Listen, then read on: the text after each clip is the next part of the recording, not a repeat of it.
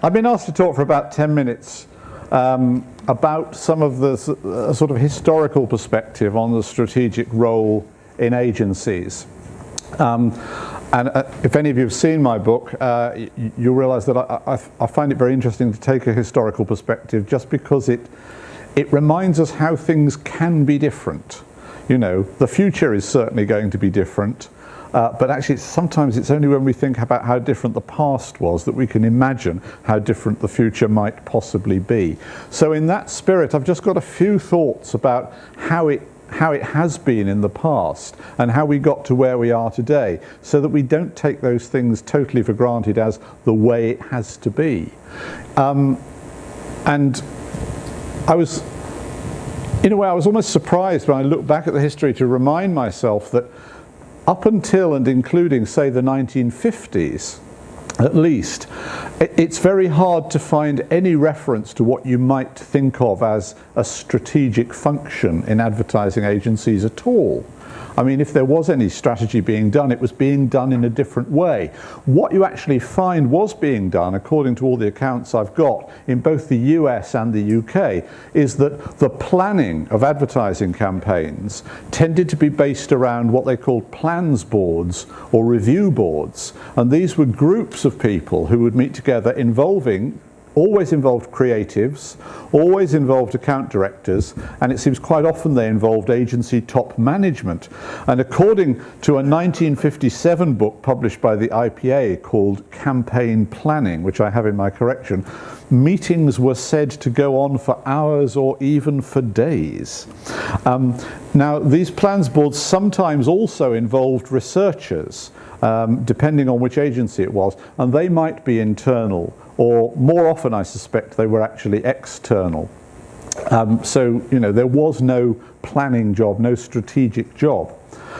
We do know, because John Treasure of JWT London wrote a valuable account of this, that by 1960, JWT London had a marketing department, as they then called it, of over 60 people. And that included a wide range of skills, which included market research.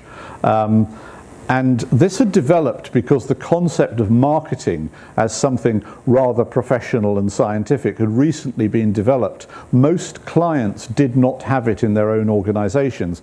And indeed, there was even an argument at the time that a large agency handling multiple accounts was better placed to provide that kind of marketing service than the client was themselves.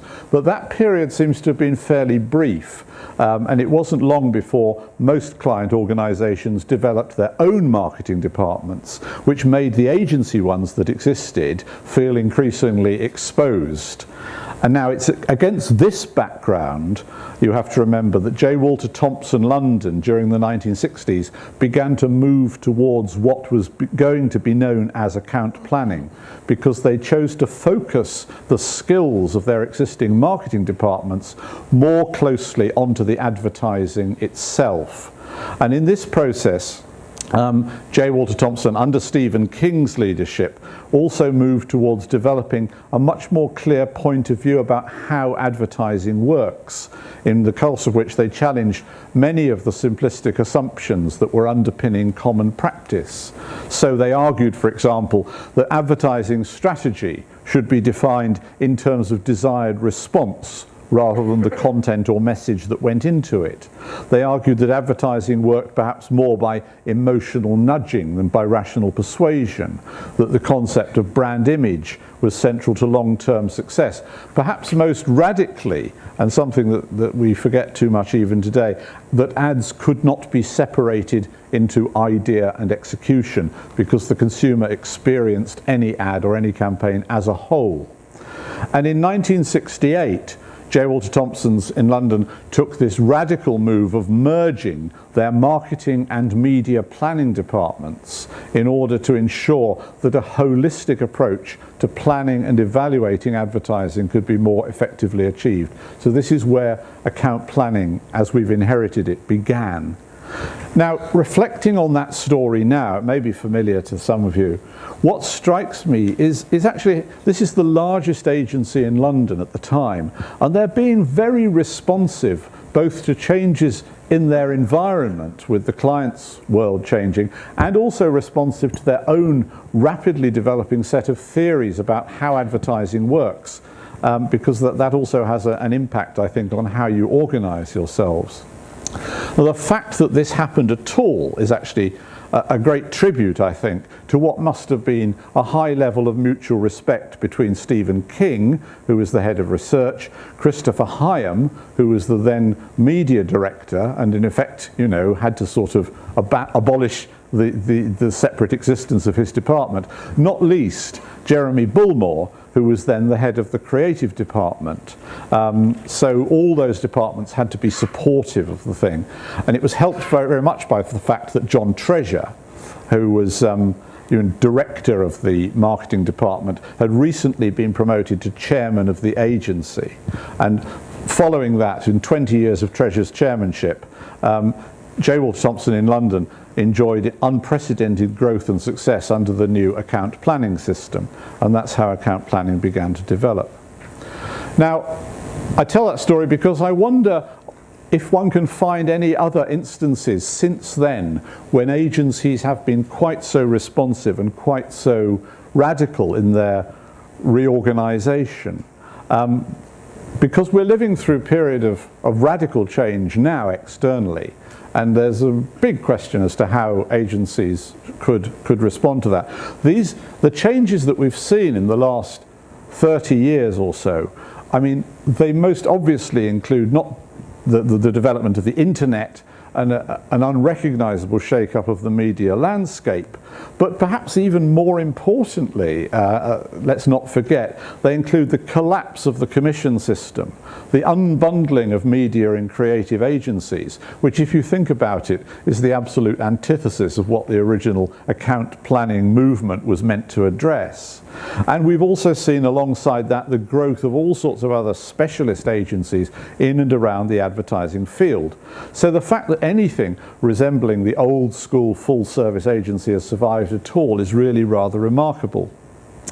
And it may be a minor observation that in recent years that term account planning, which admittedly was never entirely satisfactory, seems nowadays to be more and more replaced by some kind of titles involving the word strategic. But maybe there's a clue there that we should pay attention to. And Stephen King, in a phrase that I think has been perhaps overinterpreted, once famously drew a distinction between planners as grand strategists and planners as ad tweakers.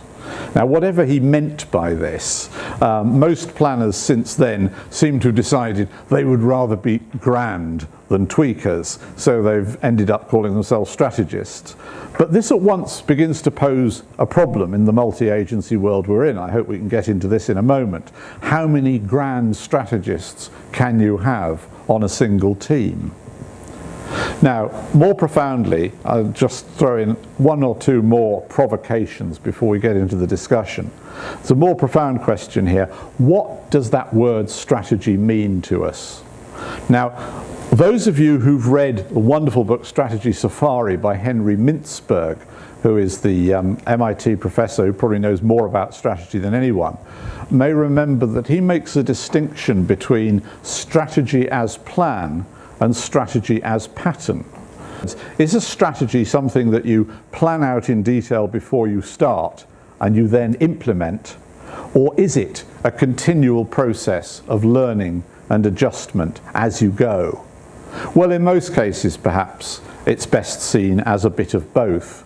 But while strategy as plan does privilege the power of the strategic guru to direct operations, strategy as pattern, or strategy as emerging practice, suggests maybe some quite different roles and skills: the ability to listen to others, to maintain dialogue, to work in diverse teams, sometimes indeed the ability just to get right out of the way.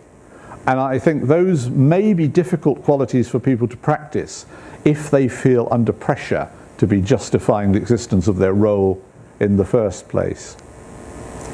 One last thought, and then I'll ask the panel to come and tell me the answer to this, because I don't know it. but I'll just throw this in. What John Treasure said, the guy from J. Walter Thompson who founded account planning, he said the three main tasks of his new account planning department were very simple. And I wonder whether this simplicity is still helpful to us today or whether it's completely obsolete. But he just had three things. He said what the planning department does: setting of objectives, 2, contributing to creative development, and 3, improving the methods used to evaluate the effectiveness of campaigns. So I'll throw all that onto the table, and I'd like to invite the rest of the panel to come and sit on these boy band stools with me and tell me what they think about it all.